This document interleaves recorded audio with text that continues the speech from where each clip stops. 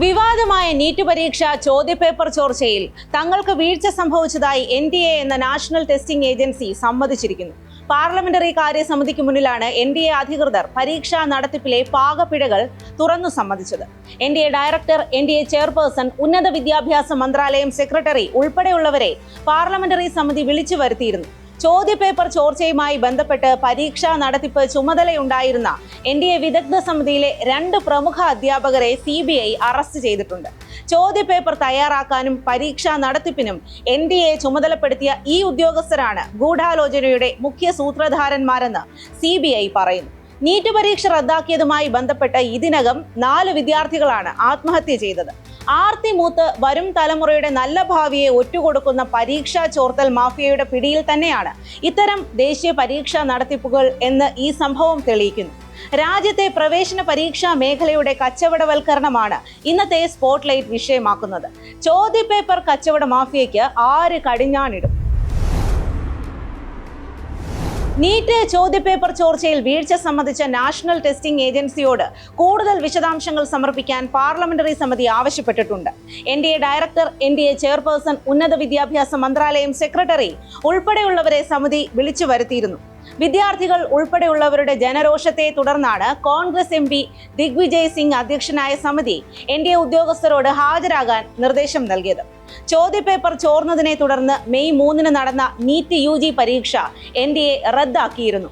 തുടർന്ന് ജൂൺ 21 പുനഃപരീക്ഷ നടത്താനാണ് തീരുമാനം. 2026 നീറ്റ് പരീക്ഷ കഴിഞ്ഞ് 4 ദിവസങ്ങൾക്ക് ശേഷമാണ് ക്രമക്കേടുകളെ കുറിച്ചുള്ള വിവരങ്ങൾ പുറത്തു വന്നത്.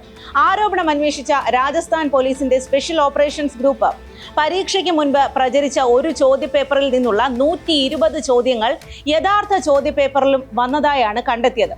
ഏകദേശം 410 ചോദ്യങ്ങൾ അടങ്ങിയ ഈ സാധ്യതാ പേപ്പർ പരീക്ഷയ്ക്ക് 1 മാസം മുൻപ് തന്നെ വിദ്യാർത്ഥികൾക്കിടയിൽ പ്രചരിച്ചിരുന്നു. ഇതിലെ 120 കെമിസ്ട്രി ചോദ്യങ്ങൾ നീറ്റ് പരീക്ഷയിൽ അതേപടി വന്നു. അറസ്റ്റിലായ ലാത്തൂരിലെ കെമിസ്ട്രി പ്രൊഫസർ PV കുൽക്കർണി പരീക്ഷാ ചോദ്യപേപ്പർ തയ്യാറാക്കുന്നതിനായി NTA നിയോഗിച്ച വിദഗ്ധ സമിതിയിലെ അംഗമായിരുന്നു. കേസിലെ മുഖ്യ ആസൂത്രകനാണ് ഇദ്ദേഹം. അറസ്റ്റ് ചെയ്ത പുണെയിലെ biology professor Manisha Gurunath Mandhare NEET പരീക്ഷയുടെ ബോട്ടണി, സുവോളജി ചോദ്യങ്ങൾ തയ്യാറാക്കുന്ന പാനലിലെ മുതിർന്ന അധ്യാപികയായിരുന്നു. ഈ ചോദ്യങ്ങൾ പരീക്ഷയ്ക്ക് മുൻപ് സ്വന്തം വീട്ടിൽ വെച്ച് ചില വിദ്യാർത്ഥികൾക്ക് കുറിച്ചു നൽകിയതായി CBI കണ്ടെത്തി. ബാക്കി അറസ്റ്റിലായവർ ഈ ഉദ്യോഗസ്ഥരിൽ നിന്ന് ചോദ്യപേപ്പർ വാങ്ങി വിതരണം ചെയ്ത ഇടനിലക്കാരും കോച്ചിംഗ് സെന്റർ ഉടമകളും പണം നൽകിയ വിദ്യാർത്ഥികളുമാണ്. പരീക്ഷാ സംവിധാനത്തിനകത്തു തന്നെയുള്ള ഉന്നത ഉദ്യോഗസ്ഥരിലേക്ക് അന്വേഷണം നീളുന്നതോടെ വരും ദിവസങ്ങളിൽ കൂടുതൽ അറസ്റ്റുകൾ ഉണ്ടായേക്കുമെന്നാണ് റിപ്പോർട്ടുകൾ സൂചിപ്പിക്കുന്നത്. 2013 മധ്യപ്രദേശിലെ വ്യാപം കുംഭകോണത്തിന് പിന്നാലെയാണ് മെഡിക്കൽ പ്രവേശനത്തിന് ദേശീയ തലത്തിൽ പൊതുപരീക്ഷ എന്ന നിർദ്ദേശം സജീവമാകുന്നത്. മെഡിക്കൽ എഞ്ചിനീയറിംഗ്, മറ്റ് പ്രൊഫഷണൽ കോഴ്സുകൾ, വിവിധ തസ്തികകൾ എന്നിവയിലേക്കുള്ള പ്രവേശനവും നിയമനവും നടത്തുന്നതിൽ മധ്യപ്രദേശ് പ്രൊഫഷണൽ എക്സാമിനേഷൻ ബോർഡ് അഴിമതി നടത്തിയെന്നായിരുന്നു വ്യാപം കുംഭകോണം കേസ്. 2010 ഇന്ത്യൻ മെഡിക്കൽ കൗൺസിൽ ദേശീയ തലത്തിൽ ഒരു പൊതുപ്രവേശന പരീക്ഷ പ്രഖ്യാപിച്ചു. 2016 സുപ്രീം കോടതി ഉത്തരവിന്റെ അടിസ്ഥാനത്തിൽ ഇത് ദേശീയ തലത്തിൽ നടപ്പാക്കുന്നത്.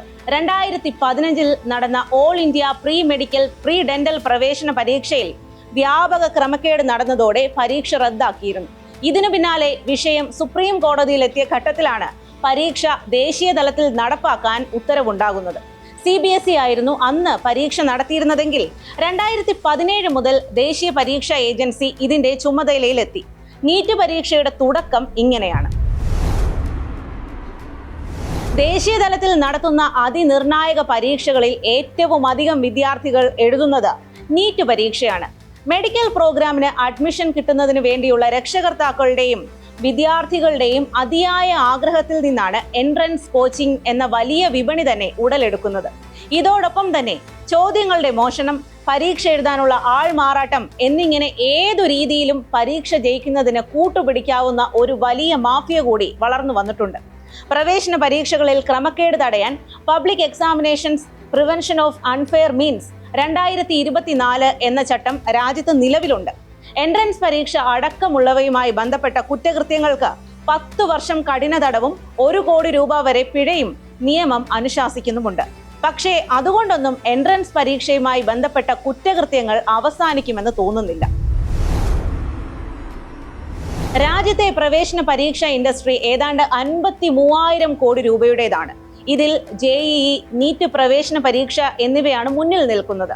അടുത്ത 2 വർഷത്തിനുള്ളിൽ ഇത് 1.3 ലക്ഷം കോടിയുടേതായി ഉയരുമെന്നാണ് വിലയിരുത്തൽ. രാജ്യത്താകെ 824 മെഡിക്കൽ കോളേജുകളിലായി 1.29 ലക്ഷം MBBS സീറ്റുകളാണുള്ളത്. അതിൽ തന്നെ 63,600 സീറ്റാണ് സർക്കാർ സ്ഥാപനങ്ങളിൽ ഉള്ളത്. ബാക്കിയുള്ളത് സ്വകാര്യ സ്ഥാപനങ്ങളിലുമാണ്. ഇക്കുറി 22.79 ലക്ഷം പേരാണ് പരീക്ഷയ്ക്ക് രജിസ്റ്റർ ചെയ്തത്. ഇതിൽ 22.05 ലക്ഷം പേർ പരീക്ഷ എഴുതി. രാജ്യത്തെ പ്രവേശന പരീക്ഷയുടെ കേന്ദ്രമായ രാജസ്ഥാനിലെ കോട്ട, സികാർ എന്നിവിടങ്ങളിലെ മുൻനിര കോച്ചിംഗ് സ്ഥാപനങ്ങളിലെ വാർഷിക ട്യൂഷൻ ഫീസ് 1.5 ലക്ഷം മുതൽ 2.5 ലക്ഷം വരെയാണ്. ഹോസ്റ്റൽ ഫീസ് ഉൾപ്പെടെയുള്ള അനുബന്ധ ചെലവുകൾ ഇതിനു പുറമെയാണ്. 1.5 ലക്ഷം രൂപയോളം ഇതിനും വേണ്ടിവരും. സർക്കാർ മെറിറ്റ് സീറ്റുകൾ ലഭിക്കാത്ത സാമ്പത്തികമായി ഉയർന്നു നിൽക്കുന്നവർക്ക് സ്വാശ്രയ മെഡിക്കൽ കോളേജുകളിലും ഡീംഡ് സർവകലാശാലകളിലും കോടികൾ നൽകി NRI മാനേജ്മെന്റ് ക്വാട്ടകളിൽ പ്രവേശനം നേടാൻ സാധിക്കുന്നു. പണം വാങ്ങി പരീക്ഷ എഴുതാൻ ആൾമാറാട്ടം നടത്തുന്ന സോൾവർ ഗ്യാങ്ങുകളും മാർക്ക് തിരുത്തി നൽകാം എന്ന വാഗ്ദാനം ചെയ്ത് കോടികൾ തട്ടുന്ന കൺസൾട്ടൻസികളും സജീവമാണ്. അർഹരായ കുട്ടികൾക്ക് തുല്യ അവസരം നൽകുക എന്ന ലക്ഷ്യത്തോടെ തുടങ്ങിയതാണെങ്കിലും കോച്ചിംഗ് മാഫിയകളുടെയും ചോദ്യപേപ്പർ വിൽപ്പനക്കാരുടെയും ഇടപെടലുകൾ കാരണം നീറ്റ് പരീക്ഷ ഇന്ന് കടുത്ത പ്രതിസന്ധി നേരിടുന്നുണ്ട്. രാജ്യവ്യാപകമായി ഒരൊറ്റ പരീക്ഷ എന്ന ഏകീകരണത്തോടെ കോളടിക്കുന്നത് കോച്ചിംഗ് ഇൻഡസ്ട്രി ആണെന്നതിൽ തർക്കമില്ല. 2-3 വർഷം കോച്ചിംഗ് കേന്ദ്രങ്ങളിൽ പരിശീലനം നടത്തിയ ശേഷമാണ് പലരും പരീക്ഷയ്ക്ക് തയ്യാറെടുക്കുന്നത്. പരീക്ഷ റദ്ദാക്കിയത് വിദ്യാർത്ഥികൾക്ക് കടുത്ത സമ്മർദ്ദവും ആശങ്കയും നൽകുമ്പോഴും അവസരം മുതലെടുത്ത് സ്വകാര്യ കോച്ചിംഗ് സെന്ററുകൾ ക്രാഷ് കോഴ്സ് നടത്തി നേട്ടമുണ്ടാക്കുന്ന തിരക്കിലാണ്.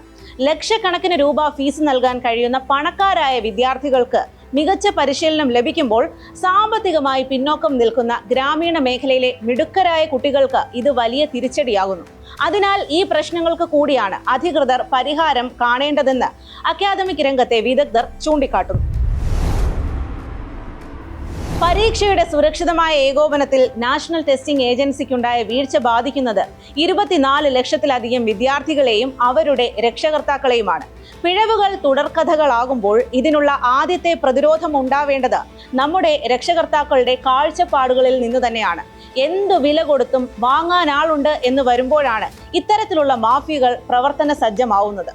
മെഡിക്കൽ എൻട്രൻസ് പരീക്ഷ അടക്കമുള്ളവയോട് രക്ഷകർത്താക്കളുടെ മനോഭാവത്തിൽ ഒരു വലിയ മാറ്റമുണ്ടായില്ലെങ്കിൽ ഏതു തരത്തിലുള്ള ഡിജിറ്റൽ സമ്പ്രദായത്തിലേക്ക് പോയാലും കുറ്റകൃത്യങ്ങൾ ആവർത്തിക്കപ്പെട്ടേക്കും. ഇതോടുകൂടി ഇന്നത്തെ സ്പോട്ട്ലൈറ്റ് അവസാനിക്കുന്നു. നമസ്കാരം.